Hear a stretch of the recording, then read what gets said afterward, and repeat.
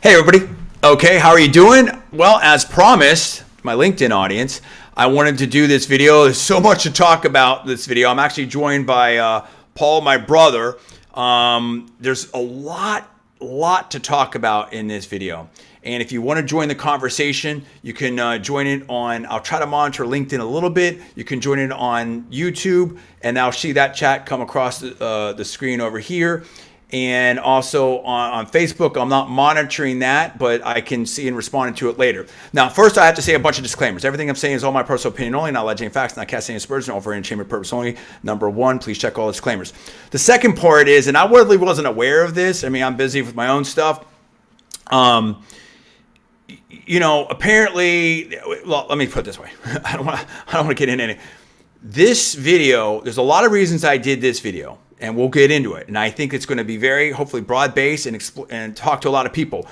I'm also going to talk about updated stuff with my scores because I've had Brandon as a super genius and everything, and we're going to get into all that. But I'm not here to talk about the policy, politics, anything like that, other than some general comments that I'm going to make about how we can try to make things work for best for everybody, right? And so I don't want to touch on any of that type of stuff. This is about my experience, what I personally went through as a kid and as an adult, everything like that. In addition, I think this is going to bring light on a lot of stuff. In doing this, and part of me doing it, so there's 4 reasons why I did this video, and I want to talk about this. Why this video, right? Why, first of all, I've got to talk to my audience. I've had Brandon as a super genius and stuff, and slight spoiler, that still stands. But people have to understand that, Paul's like, we're talking, sometimes we used to watch pro wrestling and stuff, so we talk about everything. Don't make a heel video. It's not a heel video. And I'm not, listen, I mean, he helps keep me on track. And then we've got something here. I don't know what, someone's posting something. I don't know what it is. Sorry, I'll deal with this later. It's to me, like, okay, when you do media, and I think more people are into this now, it's about being entertaining and compelling, right? So, you have to, if you look at Dwayne Johnson, he's Dwayne The Rock. You take on persona sometimes. He's Dwayne The Rock Johnson, or the People's Champ, or the Brahma. He had like, a bunch of these, right? And so I've come up with different branding, the MMA expert, the super genius, the political expert, all these types of things. And it's fun, right? We're doing video, we're doing media, we're doing stuff like that. Obviously, to me, there's a basis in reality there, in my opinion, with all of those things, right? But you have to have, again, if the best characters are ones where it works, right? It fits, right? I mean, now you don't necessarily want to live the gimmick. So if people talk to me, and I don't get distracted. There's just so much to talk about here. If you need to, you can skip forward. If you watch this later, maybe 2 minutes, because but I have to set this up right. But there's a real reality here. All of it's real, in my opinion, but there's a real reality here that doesn't get discussed. It's not all upside. It's not all easy. What I had to deal with as a kid, and that's why I wanted Paul, because all of my family, brothers and sisters, were all genius level and above, right? I don't want to name, and Paul can talk about his scores if he wants. I don't want to name anyone else's scores. That's just not fair. But my mom, super high IQ. She was a super genius too, right? I don't know if my dad, Paul, I don't think Pop ever got tested. I don't know if he got, I don't know anything about that. But he obviously was like really good in school and all that type of stuff. But I don't have that information. Do you have anything on that?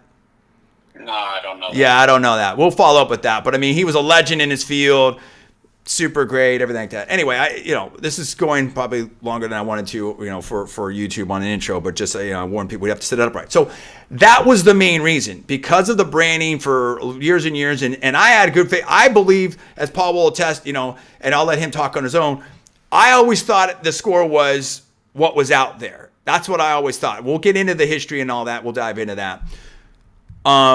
Recently my mom has moved and she's getting up there, and I've been chasing my mom, and I think chasing the school district for my scores. I mean, I don't know. I don't want to allege anything, whatever, I love the school district, everything like that, but maybe I've called them once. I can't remember, But it was a long time ago. I've been chasing these scores for a long, long time. And I finally have the scores. So again, this is going to be in sections. I'm going to reveal the scores. We're going to get into IQ tests. We're going to get into high IQ societies. We're going to get into policy. We're going to get into gifted kids. We're going to get into the challenges. We're going to get into all of this stuff. And Paul's story, my experience. So there's a lot here. If you're interested in this subject, if you have a gifted kid, if you're gifted yourself, if you're interested in this subject, we're going to cover a lot of stuff that you probably didn't. I didn't know. I didn't know tons of this stuff. I mean, Paul and I have been having conversations. I've been doing so much research on this. It's insane. Okay. And believe me, that's why I'm trying to focus this. I mean, as a professional broadcaster, you can quickly get into the rabbit hole on this stuff. It's really complex, and there's been so many different peer-reviewed studies and stuff. And it's pretty crazy. So here's the deal.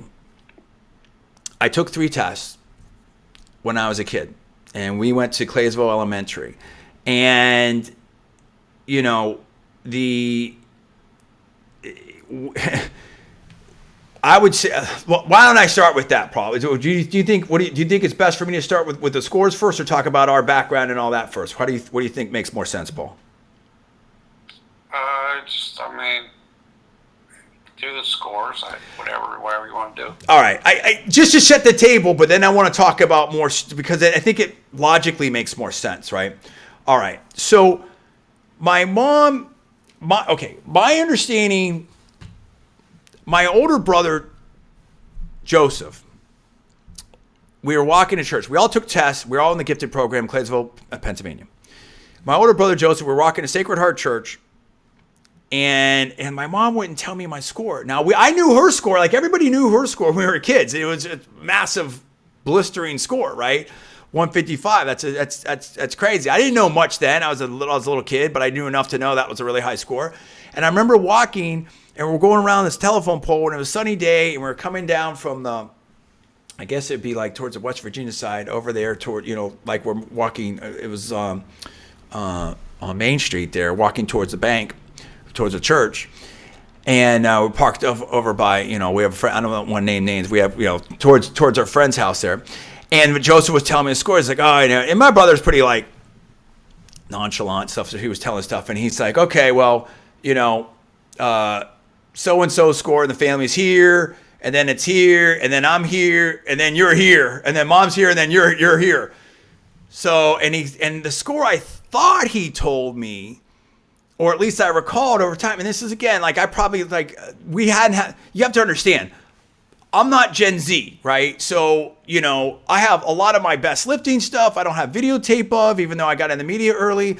I didn't have websites. We didn't have social media. So all this stuff is relatively new. So you're trying to recall things, and I was a kid, and what someone told you. And it's just like, this always happens in a lot of times with family stories and whatnot. So I've relied in good faith, and I've tried to convey this stuff in good faith for over the years, right? And I thought the number he told me, or at least how about this? What I recalled, in best of my recollection, I believe, I always believed my number was 174.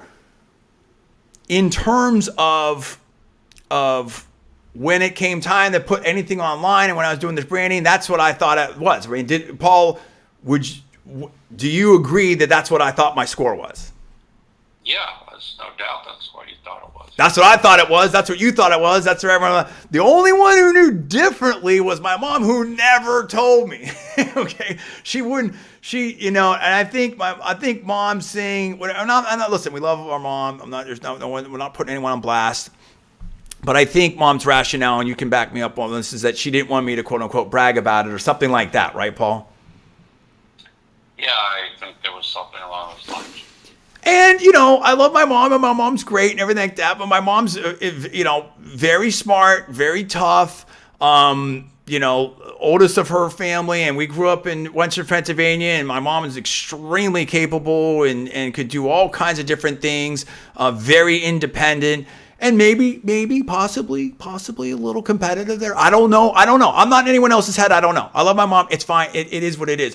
It's fine at that age, but the thing is when I became an adult, whatever, 20, 25, 30, whatever, and this might be a terrible video, but there's just so much to cover here. But you're gonna have to fast forward later if you want to see different things. At some point, like I'm an adult, I deserve my scores. I need to know what, I mean, that's my history. That's my experience. I need to know my scores, right? And I just couldn't get them from my mom. How long have I been trying to get these scores, Paul? Long time. Long time. So finally, my mom moves from Pennsylvania to where she's at now. I don't want to get into specifics on that. And I got this box. I got this box. Hold on one second. Let me bring up the box here. Hold on one second. And Paul, go ahead and say something if you want to say something. Yeah. Look, this is definitely an interesting topic. In the past, I've done a lot of research on this myself. Before John did his own research on this, it's just something I looked into because I was thinking about it in relation to various historical figures. If you do much research online, you do like IQ research, it's just interesting. Like people like, George Washington or Einstein, people like Goethe, just okay, where are these people at? Like if you're a guy and you're into weightlifting, it's like, well, what does this person bench? So it's always fascinated me. It's always fascinated John. I think there's many people who are fascinated by this. Well, and I'll say this real quick. And again, we're not here. I'm not here to get into any kind of like policy discussions, this and that. I know there's a lot of things that are being discussed. I guess I'm just extremely vaguely, casually aware of stuff just by way of Paul saying stuff. This is a test that I took, right? And these tests are widely given all over the place. I think the military takes it. This is something that's out there. People care about. And I did check. I think it's one of the higher search terms, at least for people on our channel and stuff. I thought the IQ test. So obviously there's a lot of interest out there. And I think it's just something that we need to talk about. We want to try to do it in a good way. So this isn't a flex video. This isn't anything like that. I mean, I know it's going to probably come off some of that. I don't know that that's avoidable just because of my branding and stuff and the score. But there's just so much here. So again, stay with it. If you need to see it later and kind of fast forward to where you want, that's fine. So, but I'm going to try to, I had to set that up because I think that was important to say. Now I'm going to try to dive into this stuff very rapidly here. Okay. I'll say this because I think we can say it now. Listen, and we see, and we'll come back to it, but I want to bookmark it on it. And we come back to it. And I want to say this very, very, very carefully. My mom, so my dad, he was born in San Antonio, and his parents were from Mexico. And my mom grew up outside of the Pittsburgh, Pennsylvania area. And we grew up in a very small town, farming town. I think it was population 500 and stuff. And I'll put some different links in. And I don't know. I'll try to say this. And people know that if you know my channel, if you know me, you know that I just, I'm me. I'm an individual American. You know that you know how I am. I love everybody, freedom, love, opportunity, equality for everyone, 100% all the way, intergalactic, universal, all of it. And Paul's the same way. And I'm not speaking for him, but we were the only, Hispanic, to the best of my knowledge, and you can back me up, Paul, or correct me. We were the only Hispanic in town, and the family in town, and I think people let us know that. I mean, would you say that's fair, Paul? Yeah, I agree with that. Okay. And so it wasn't, and now we love that. Listen, we love that town. We love that people. We're still friends with a lot of people. We're not, we love everyone. We're not putting anyone on blast. We're not going to get into any of that. We're not going to dive into any kind of detail there or anything like that. This is not the video for that. And there may never be a video for that. I'll say for a lot of reasons, and I've talked about this in other videos, we had a pretty rough childhood. I mean, it was no joke. We had a pretty rough childhood. It was serious. Myself in particular, and I think I can, Paul can, would you say that's accurate, Paul? Yeah, both accounts. Right. And I would say that's all I want to say about that. Other than I need to set that up. The only reason I need to set that up is, and I'm not looking for, I don't need pity, sympathy, anything like that. The reason I need to set that up is in that mix, small town, Appalachia, right near the border of West Virginia. You know, maybe I gotta look, an hour, less than an hour from Wheeling, West Virginia. Okay, you've got someone here, a whole family of geniuses that is different than the town, in a farming community, and a super genius. I don't fit in my own family in that respect. Does that make sense? Right? And so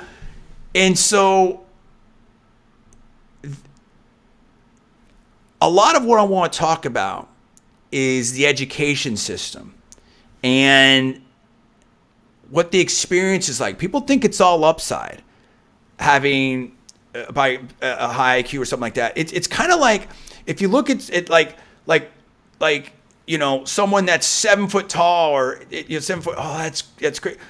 How do you get on a plane? Where do you sleep? How do you get up? What if you're not a professional athlete? You don't have I mean, you know, you have to have customer. It's not always easy. You know, how do you know, life looks very different when you're not average, right? And so, okay, I'll put that there, and Paul has his own comments here, and I just want to. Well, go ahead, Paul. You know what? That's a good time. What's your experience, and what are your thoughts on that?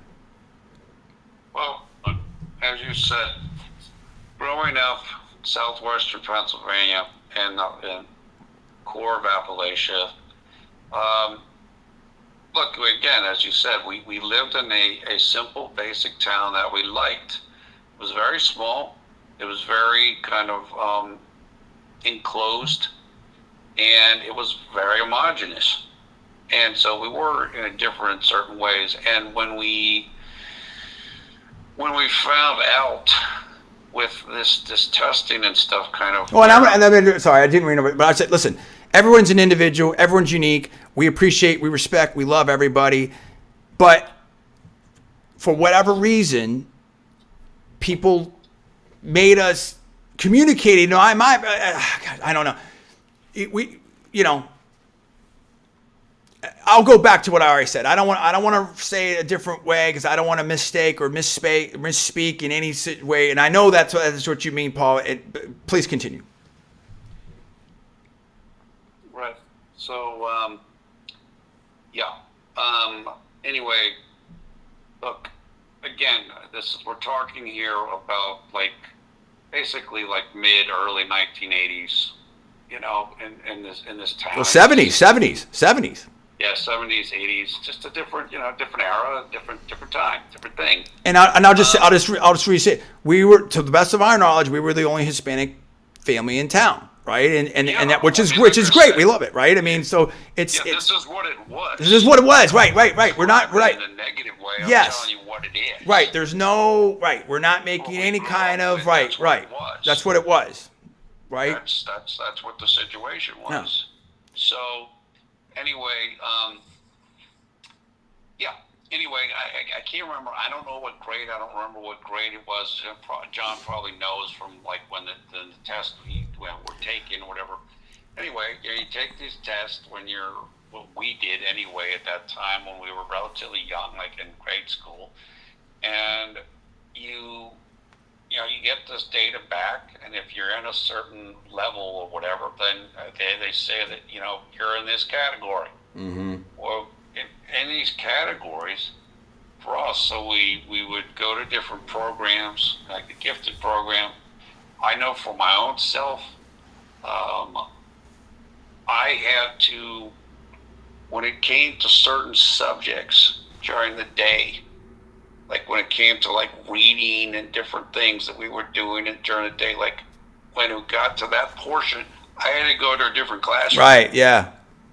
So it's as John was saying, it's everybody thinks, well, it's so great, and yeah, you're smart and all this the stuff. constant message is you're different. Yeah, you're different, and you get separated from your friends. Right. So now your friends are talking. Right? Yeah, right. So you have to go and leave your friends to do something else. And then it's your friends are talking, and it's well, it can very easily become a thing of well, why is this guy different? Right. Or does he think he's better than us? Whatever. And you're not in anyone, you can't say you're not in anyone else's heads, but I can tell you, I mean, and again, it's not. I'm not trying to, I don't want to focus on me other than tell my story, and I want to get to the scores next because I know people are waiting for that. But I wasn't like the most popular kid when I was young, right? I mean, you know what I mean. I think that, but then, who knows? I mean, I can't, but then Joseph was, right, and the girls were. You were. So I probably was the least popular of all of us up until I went to California. So but we'll get into some more of that. Let me hit the scores because I think it's just going to make more sense, and then we'll dive into that. But I want to come back to this, Paul. I know you have a lot to say, and I have a lot to say too. But I think it was a better way to set this up. Okay. I'm going to try to show these here. Just bear with me because I have to be super careful. I've got these on. I was going to wear gloves because, this is my only documents I have. And I finally got these after decades. So I've got to be ridiculously careful. I'm going to try to show these to the cameras. It may take me some time to do it.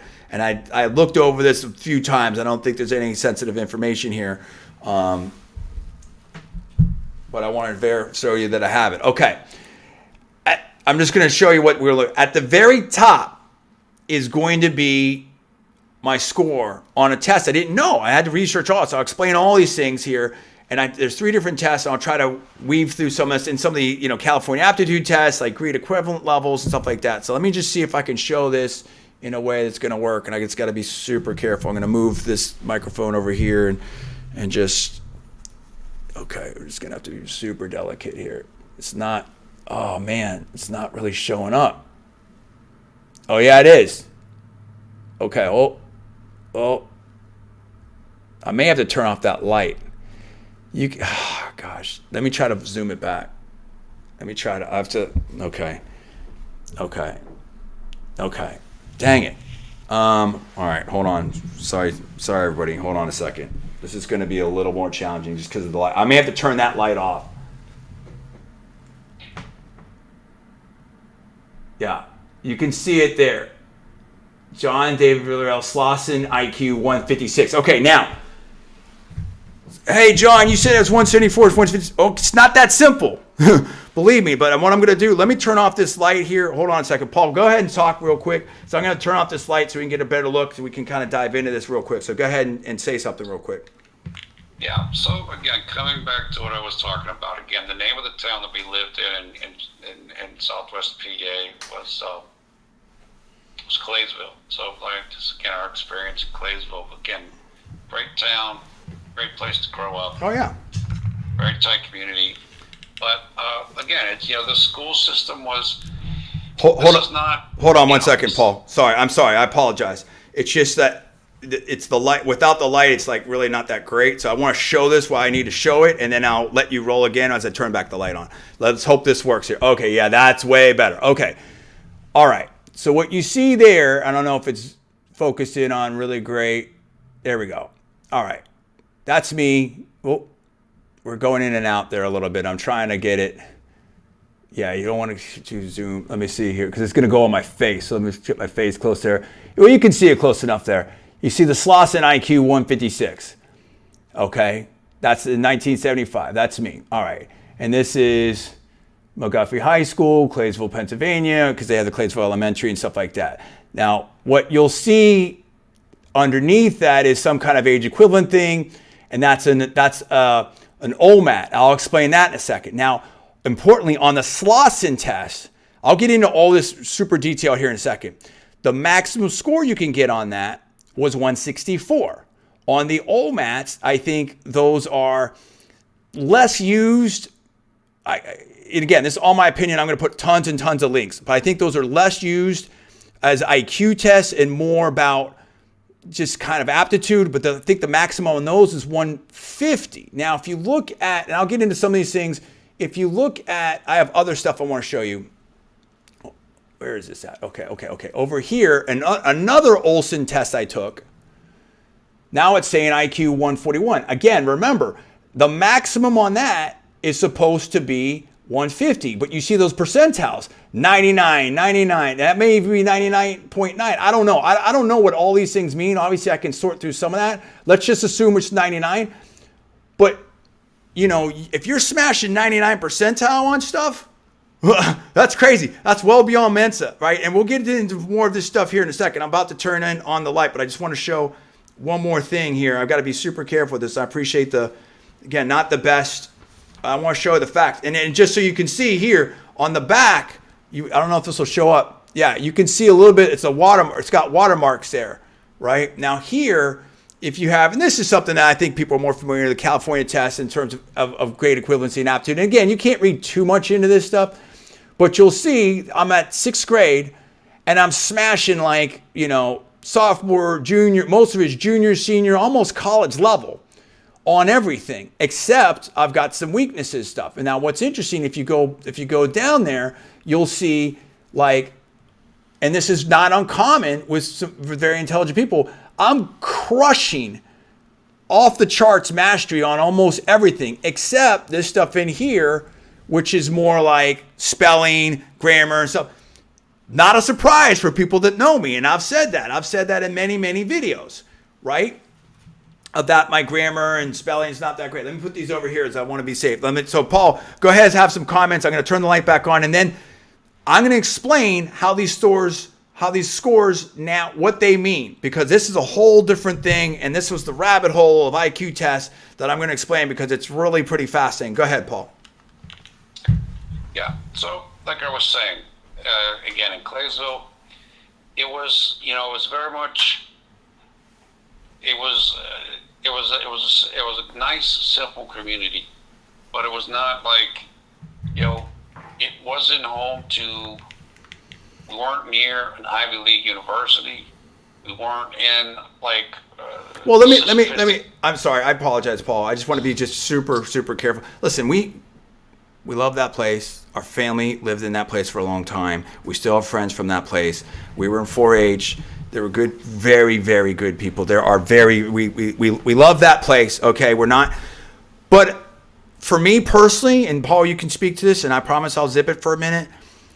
I wanted to get out of that place, like desperately, when I was a kid. And it was nothing against anything or anyone there. I just couldn't do, nobody could understand me. I knew when I was a kid, I knew I wanted to do huge, huge things. I was reading all kinds of stuff, science magazines. I have stuff I wrote when, like, my wife read this, like, oh my gosh, like, how old were you? I was 4. I was writing to the President Carter. I was doing all kinds of different things. In 5th grade, they put me on kids quiz and stuff in WTAE there, Pittsburgh. I mean, they didn't know what to do with me, in my opinion. And I just wanted to get out of that place because there's nothing that I want to do that I could do there. And most people that were there, they've lived there in their entire lives, and their families lived there their entire lives. Mostly. I mean, again, I don't track everyone. I haven't really kept up with everyone, but it wasn't where I wanted to be because I didn't have the platform to do what I wanted to do, in my opinion. That's what I wanted to say. Paul,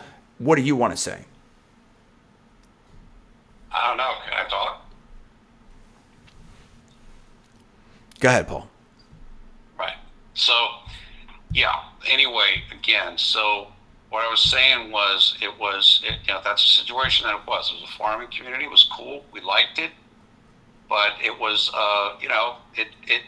if you looked at the schooling there and compared it with different places, it wasn't necessarily it wasn't necessarily the same situation you might get in another place. That's just what it was. I'm not putting anybody down or saying anything, whatever. It's just that's how it was. At least in the mid 1970s or whatever, that's what it was. And so, we were unique in terms of our ethnicity, I think, relatively so in the community. And when we started getting this data and information back, then that was another separator, which we just mentioned a few minutes ago. So it was,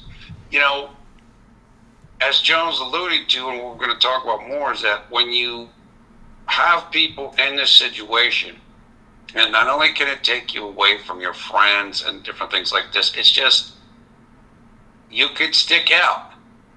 And the smaller the community is, just statistically, the more you can stick out. If you're in a larger community or in a larger city, then just statistically speaking, there's going to be, if somebody tests at a certain level and they're 1 in 1,000, well, if you're in a community of 500, Right. you don't fit there.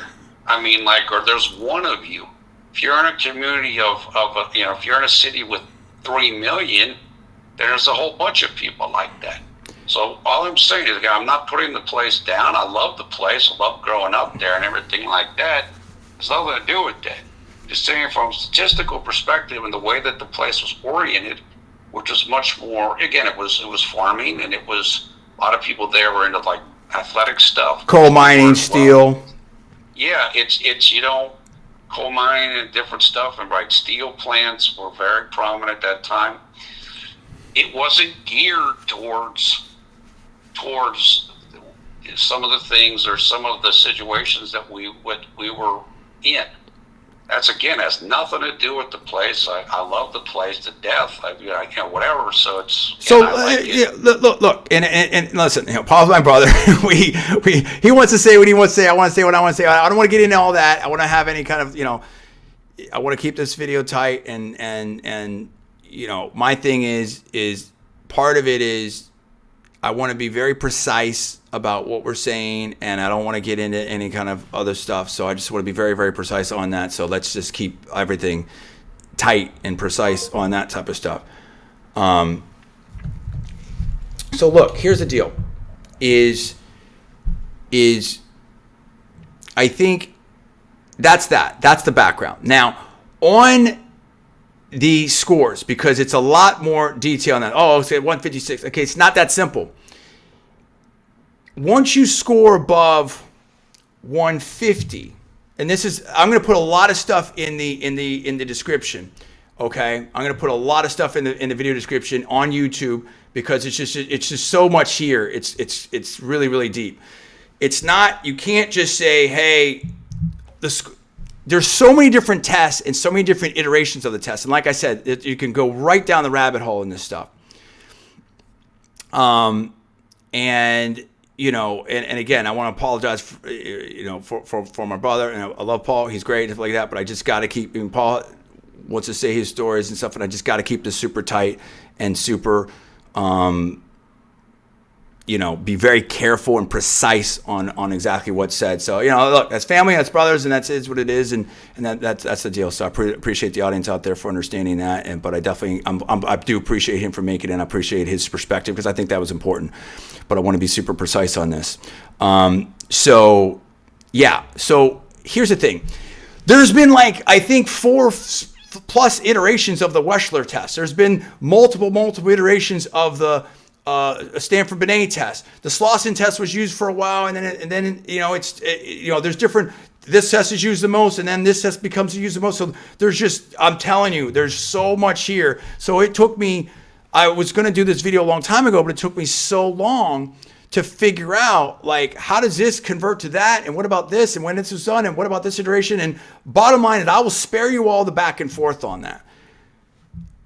And what about these scores? They're super high scores now. You see scores of 230 and stuff like that. Okay, here's the super simple part of that.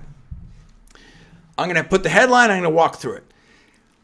Once you score above 150, the highest score you could have got on my test was a 164. Once you score above 150, then you probably are, or you could be a candidate, and I'll put everything down there in the description. This is from Pearson. You could be a candidate for what's called extended range, because these other tests can't measure it. And a lot of multiple sources have said that, when you deal with super high IQ people, it's hard to score. It's hard to test it.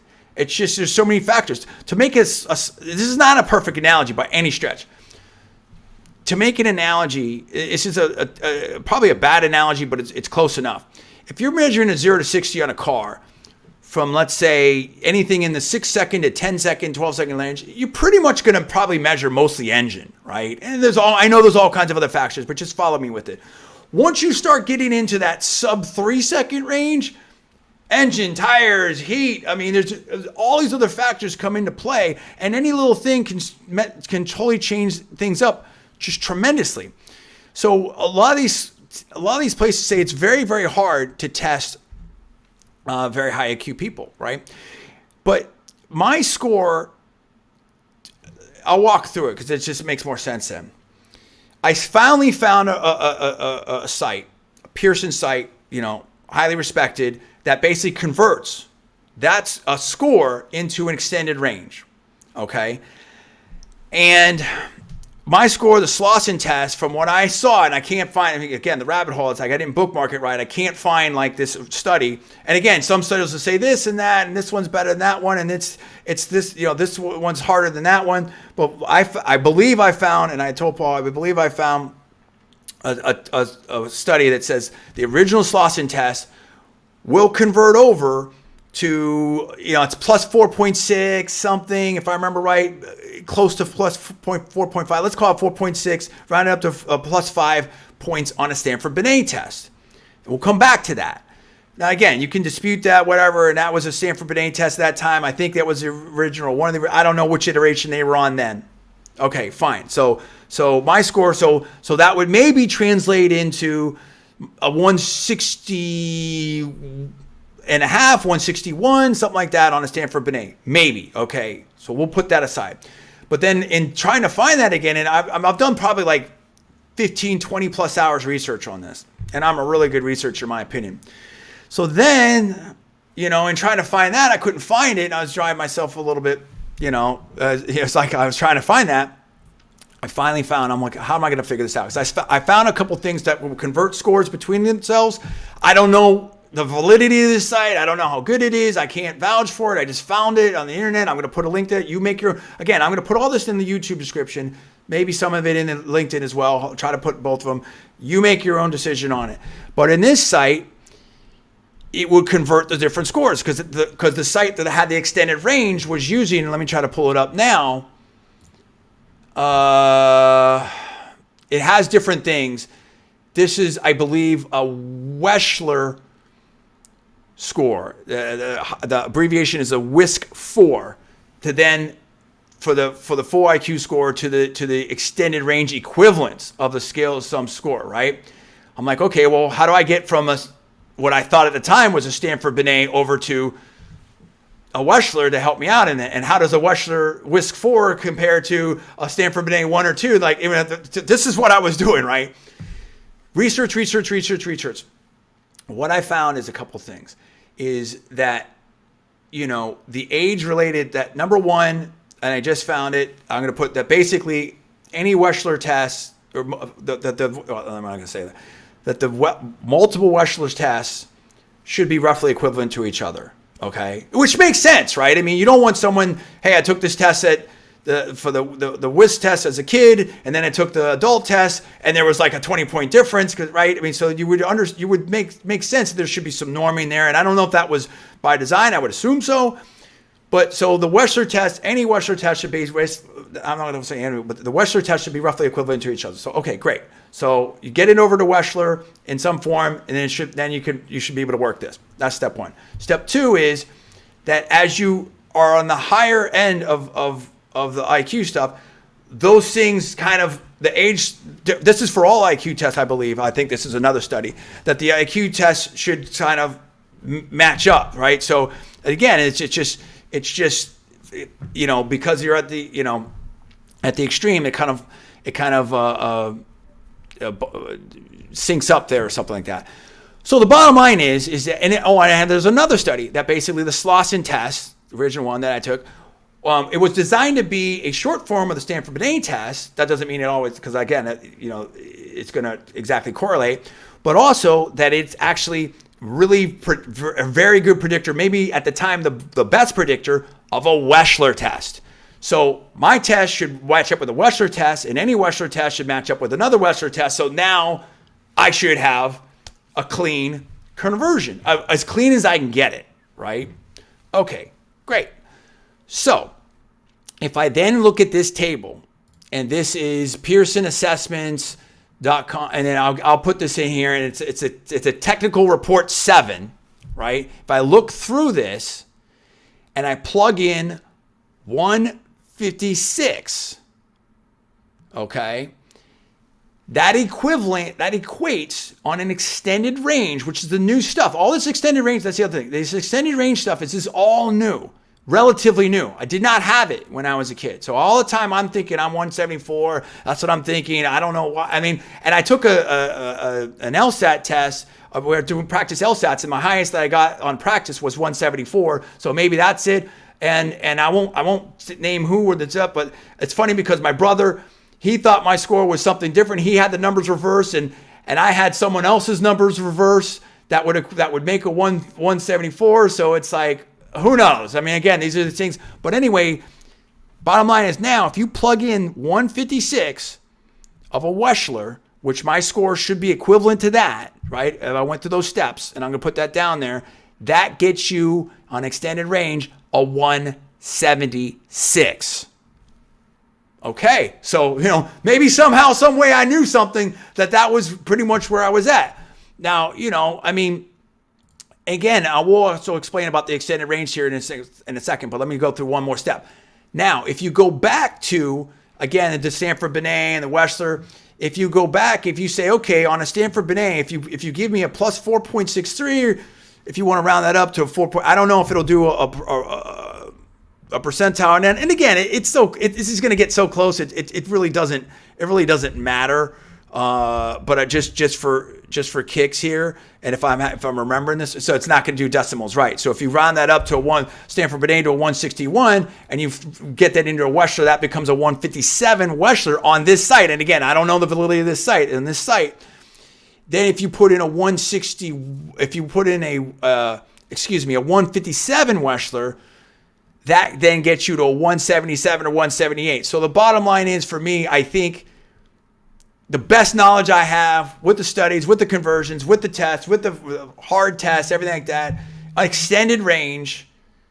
Again, I haven't taken an extended range test, but if you convert it, and I'll tell you why you want to convert it here in a second. I'll go right back over that because there's more detail on that. And then I want to talk about being kids and policies and things like that, and in terms of education stuff and how it's not so easy being a super genius stuff. If that gets me, I think the most reasonable estimate, in my opinion, of my IQ, based upon the hard tests and the data and the conversions and the stuff, is probably on extended range, converting to extended range. So we'll note that is 176 to 178. I think that's where it is. So that's it. That's my story. Now, let's talk about extended range and why.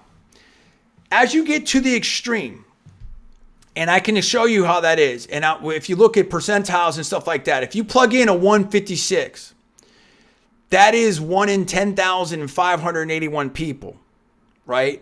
Now you plug in, okay, you convert that to Stanford Binet, which is more of the standard. Actually, now which used to be Stanford Binet was used the most. I think at some point Slauson was used. Well, let's say Stanford Binet was used. Now I think Wechsler is used the most, so it changes. You put in 161, that's 1 in 41,916. If you put in 176, now it gets crazy. Now that's 1 in 4.931 million people. And if you go one more, 177, now it's insane. It's 1 in 7 million. Okay, if you put in 178, the absolute upper range of what I think is reasonable to estimate for my IQ, that's 1 in 10 million. But here's the thing, in which you can understand it. The reason why you want extended range, in my opinion, is once you get above 150, you are maxing out. You're pretty much probably maxing out at least 2 factors in these tests so that you can't measure anymore, right? So it's like saying, hey, I've got a basketball hoop.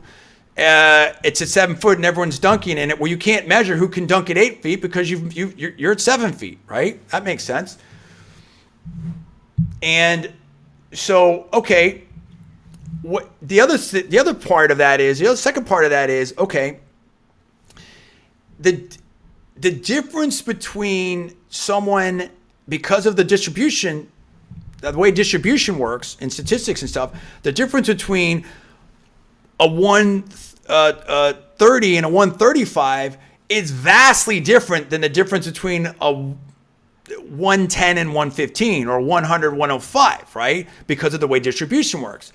So they wanted ways to sort of figure out and parse out or to put to in my opinion, I could be wrong, to more normalize, to have a scale that is more adjusted the way you would think about, the difference between a 110 and 120. Now you can kind of try to gauge between a 150 and 160, right? Or 160, 170, or 176, 178, whatever it is. That makes more sense, because otherwise, like, if you're trying to communicate this to people, hey, I've got a 145 versus 146. That could be a huge difference, but it only seems like a 1 point difference. It's a much huger difference than like, again, if I would put that in there, and I'll put the links to all this stuff so you can test this stuff out on your own. If you put in 145, that is 1 in 741. 146, that is 1 in 924. So it's a big difference. Where, you know what I'm saying? Whereas if you have like a 110, that's 1 in 4. You see what I'm saying? Yes, that's a big, big difference. And then you go to 111, that's 1 in 4, right? So that's what I'm saying. Like, it's a very, very different thing. Okay. So I think it's an attempt to measure the super high level. So again, and I'll put links in, but basically any score that I have, in my opinion, any score I have is clearly super genius level. Well, let me revise and extend that. In my opinion, from the research I did, any score that I have there in terms of 156, certainly 176, 177, 178, but 156, even 141. I mean, the 156 slots, in my opinion, from the research I did, definitely super genius. Super genius levels 130 and above. Like, I can get it. I'll talk about high IQ societies. So let me jump to that for a second, because I mean, I got to try to put all this stuff on the table. It's very complicated, and I appreciate you staying with me on that one. And again, I appreciate my brother, but I just want to really, really keep this tight and be very, very careful with what I say. And I understand everyone has their own thoughts and opinions and everything like that. And definitely love my whole family and my brother, so I definitely appreciate that. Mensa, this is off of, and again, I'm going off of, I'll put a link down here. I'm going off of Wikipedia. Mensa, that's the one that has over 100,000 members. I think it's very well known. It's probably the largest high IQ society. I think the approximate IQ, and I'll put the link to their website. I think it's like 130, 132, something like that. Top 2% of the population, something like that. And they accept a whole range of tests. After that, and I'm sure there's some that I'm not getting here. After that is Intertel. And that becomes like 135, and that's top 1%, 99th percentile, and that has way less members. That's like, let's just, in the lower thousands and stuff. I mean, Mensa and Intertel I could get like this multiple ways. I mean, that's no problem. That's no problem. There's all kinds. I've checked into that. Then after that, it gets a little bit different. There's the 999 Society. That's the top 0.1 percentile, and that's roughly an IQ of 146. And once you get into then it becomes like, well, they only accept certain tests, and I'll put down on the different tests. I think I probably have, this is without having to take another test. And I've taken stuff online, like the online stuff, and I know a lot of that's like whatever, but like this was back when I was in Silicon Valley, I tried to take like what I thought were the best ones or some of the better ones, multiple ones, and I was just pegging them, maxing them out. I would slam them out, I would max them out at like 145, and I would do them like super fast, and then I know but that's all I had available. The thing is now I'm like really busy. I already have myself. I know what I know. I know what I'm thinking. I've taken LSATs. I've taken GREs. I've done amazing on everything, in my opinion. With and sometimes little or no studying. So I don't like have a big need to go out there and take a bunch more tests. I don't mind it if I have the time. I have really, really limited time, and I've never. I never really thought that much about the high IQ societies, but I mean, now I've thought about a lot of this stuff because of my daughter, right? I mean, we're trying to get, that's a lot of this too. I'm trying to get her into a really, really great school that is for gifted kids. And I'm going to talk about that in a second. I mean, there's a lot more. And Scott Adams had some things to talk about here. I'm probably going to have to do another video. There's just so much to cover on this stuff. It's not even funny. And I'm trying to do a good job fast. And I appreciate you hanging in there with me. but the 999 Society, and it's like, okay, well, how to join, test scores, and they have a range of different scores that they look for, and it becomes a lot more hard to do that. They only take certain tests before. But one of the new tests that people are starting to use is like the Miller Analogies test, and also, okay, they'll take these IQ tests, but then they want you to be at least 16 years old. I'm not alleging anything. There's different requirements, and it gets tougher and tougher. And then there's a Prometheus, which is even like, top 0.003, 1 in 30,000. And then I think that they only take, in my opinion, if you're, again, there's some older tests that they'll do, but I think like if you were to go take a test right now, I think that they are taking the Miller Analogies test. So again, do I want to do that? Do I want to pay for it? Do I want to sit with it? I don't, part of this too. Then there's another one, which is the Mega. And I think like there's almost nobody. And part of this is like, okay, well, do I want to do this? Do I want to take these? I mean, I don't, and again, this is I'm not criticizing anybody or anything like that. Like, I don't need to be in a society where I'm the only one there. And I think in one of these things, like one of these tests is like hundreds of hours, like, there's no point to that. My own view of it, and I told my brother, I've always had the view of like somewhere in between, I'm 1 in, tens of thousands to maybe 1 in 10 million. That sounds right to me. And I know that's a big spread, but again, the numbers can just move things very dramatically. That's how the distribution, that sounds right to me. I don't know that I've ever met face to face, and I've been with a lot of smart people. I'm not saying I haven't though, because Silicon Valley and some of the elite universities, I'm not saying I haven't, but I don't know that I've met anyone face to face that I thought was smarter than me, or I didn't think I was smarter than, in a raw horsepower way. And I'm going to get back to that because I'm rare and in a polymath. I have a lot of really strong strengths across a span, but I have some very big weaknesses too. And I have stuff that I don't know, you know what I mean? Like, I know what I know. And at the same time, but because I want to say a bunch of different things. This is not a flex video. At the same time,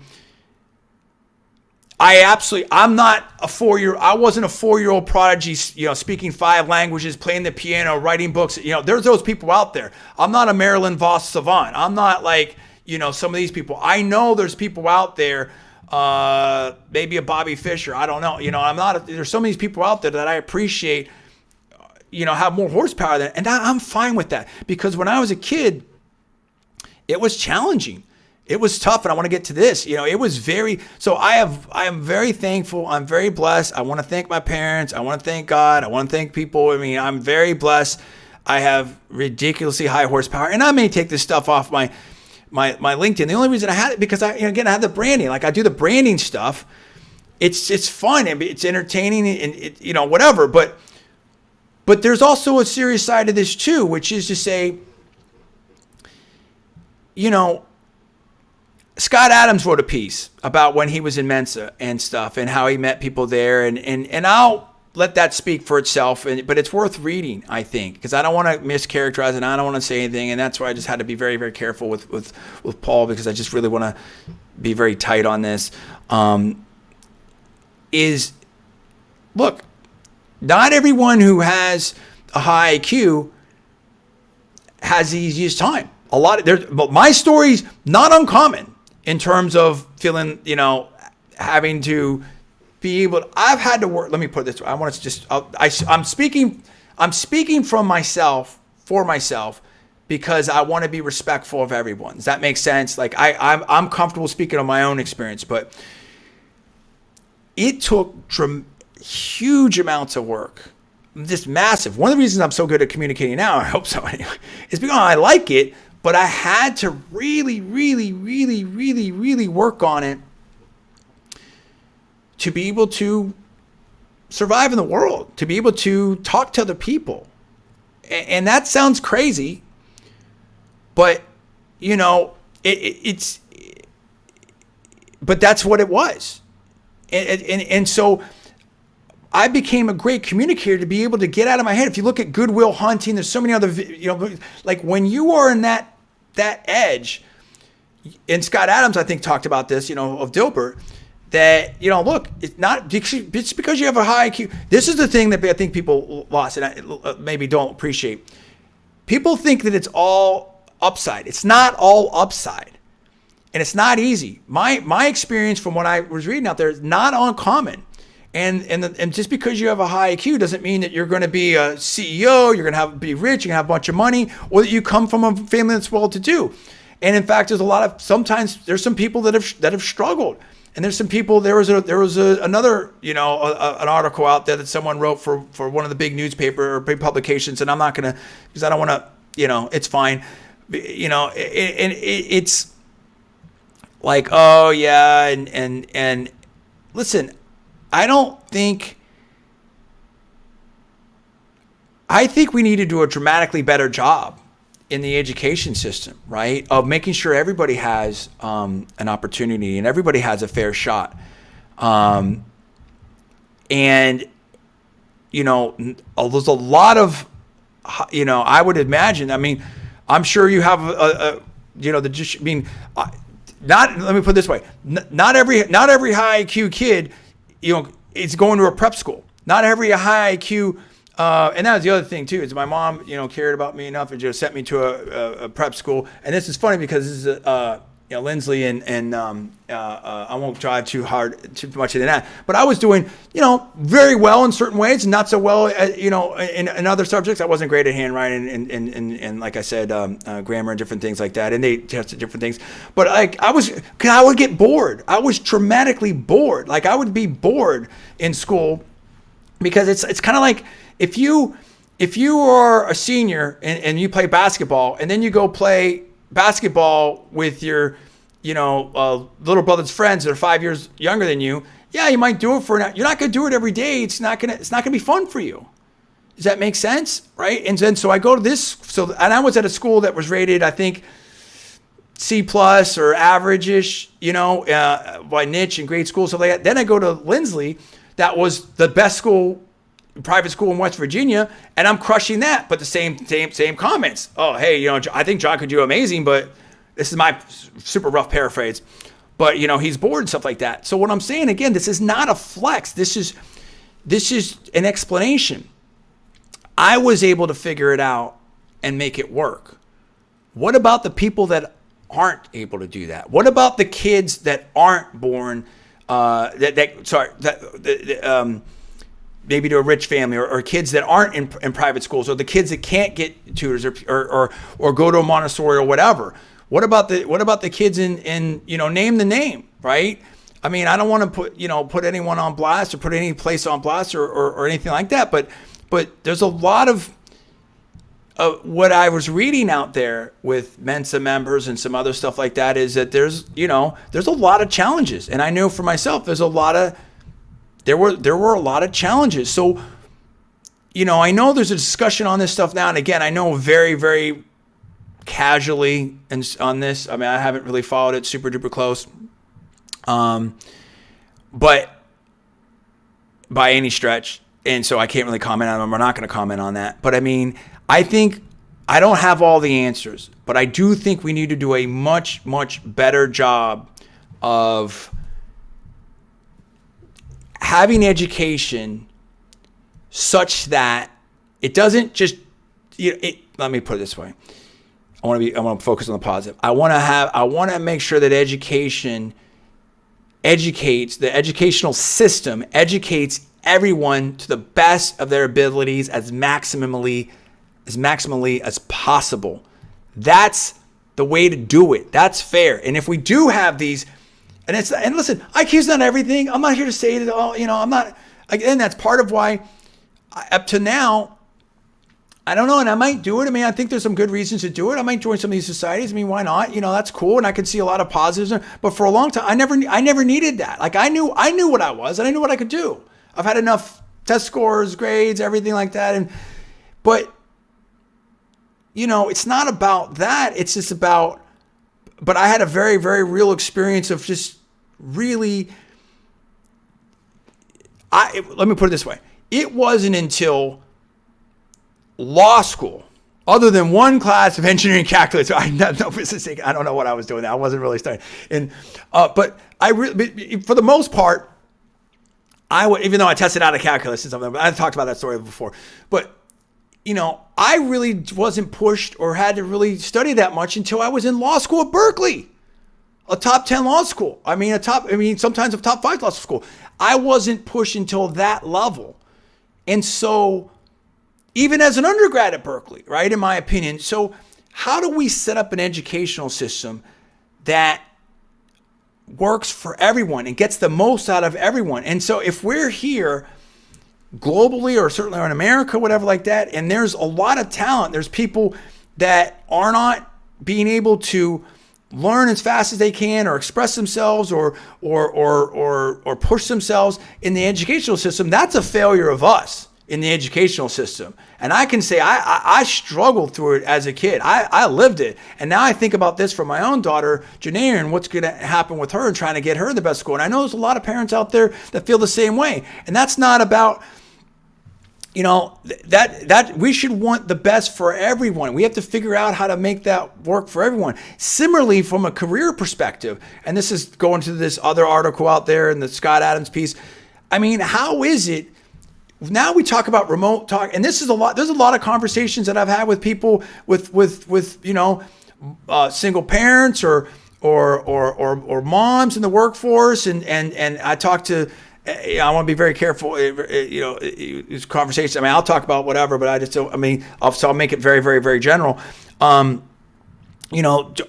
corporations, our companies, even startups, doing the best job of attracting that high IQ talent and working with them, because they're a little bit, being able to get the most out of that talent. I've had these conversations with my employers, like, okay, I know this is the job, but I can do all this. I want to do all this and get paid for all this, and I want to be able to if you let me do my thing, I'll crush it, in my opinion. Similarly, are we having corporations and work environments that are working well for single parents or new parents or all these types, high IQ people? There's all kinds of different. We have to look at all these things to be as inclusive as possible, to get the most out of people as possible. So again, this is not there's so much here, and you're going to have to do your own research, and I'll put it down there. And I may do another video on this, and later we'll see as a standalone, but I wanted to do this and get this out there. And again, I appreciate, I had to kind of, we had to deal with that, but I appreciate Paul joining us and stuff, and he had his take and stuff, but I want to keep everything tight and respectful. And I want to say that again, we love where we grew up. We appreciate everyone. We thank everyone. We still have friends, everything like that. But it was nothing against it, but it was, I definitely was different, right? I was different in my own family, and it was hard. It was hard. It was okay. And, to this day, like my wife will look at me and stuff like that. And that's part of why I married my wife, because she's super smart and she's tough and she's great. She's amazing and all that, because, I want people that I can have a conversation with. But part of why I struggle to be a communicator is I love people. I love talking to people. Obviously, you can see I like to talk.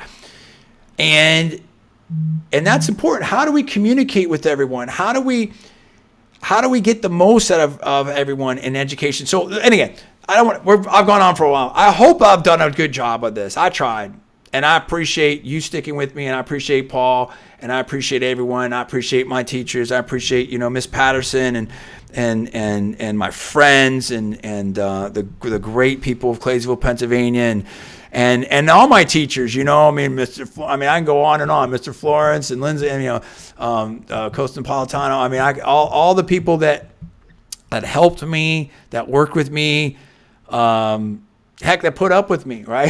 Since I was a kid, and obviously in college and law school, and colleagues and friends and stuff.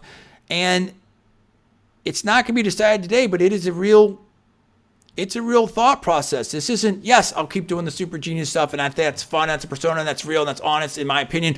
But also, there's another side of it that I really have been thinking about and contemplating. I'd love to hear your comments.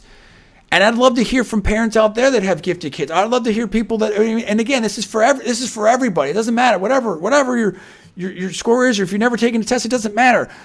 How do we help everyone? How do we get the most out of the educational system? How do we get the most out of these, people that how do we make it work for everyone? And how do we maximize our talent at work, in school, personally? How do we maximize our talent? And these tests are being taken out here. I think the Army gives a test. I mean, the tests are in school. I mean, the tests are out there, and there's different aptitude tests and performance tests and for the professional schools and all over, and there is, what I have seen is there's some very super high, or if not super high achieving people that somehow, for whatever reason, some people might say are not maximizing the career situation, or falling through the cracks, or whatever you want to call it. And I think that there needs to be an examination on that. So we're not going to solve everything here, but I definitely at least owed it to my audience to explain my story, give my updated scores, and put that in there. And I'll put that up there for some time on my LinkedIn. I don't know that I'm going to keep it up there. I don't know that that's the best place for it, or what it means there. I don't need to, it's not really it's not a flex on that. It's not trying to flex. It certainly doesn't do anything with my resume, but I think the only because I'm working on like Super Genius Academy. I have that, Ask a Super Genius series. I have that branding on my stuff. So there's some reality there to it too. It's like I'm not a liar, right? I mean, that's part. So I got to think about it. That's my own thing. Anyway, this is long enough. Enough of that. Thank you, Paul. Thank you, everyone. I hope I did a good job. Peace, love, freedom, liberty, equality, opportunity for everyone. We love everybody. I loved your comments on it. Hopefully I did a good job. If this helped you in any way, if you learned anything, please give it a thumbs up. Please give it a like. If you haven't subscribed, I know 99%, there's so many people that I don't know that percentage. Let me revise them. A large percentage of the people do watch our videos. They don't subscribe. But interestingly enough, as I was researching this, one of the number one search terms for our channel, I think, is IQ test. So I hope this gives you some information from the high IQ societies. I might be applying. We'll see. It could be interesting. And I may do another video that's going to be tighter with all this stuff. We'll see what people think about this, what the reception is. I try to be, very candid, very honest. That's one of the reasons I want to do it live. But anyway, please subscribe. Please like this video. Please rate it up. Please share it on social networks. I will try to respond to people's comments. Obviously, try to be respectful of everyone and everything. So I want everything to be very positive and all that. So thank you so much. Have a great day. Thank you so much for listening to this. I'm John D. Villarreal. Have a wonderful day. We love everyone out there. Love the audience. Thank you for watching. I'll see you next time. Appreciate it. Bye-bye.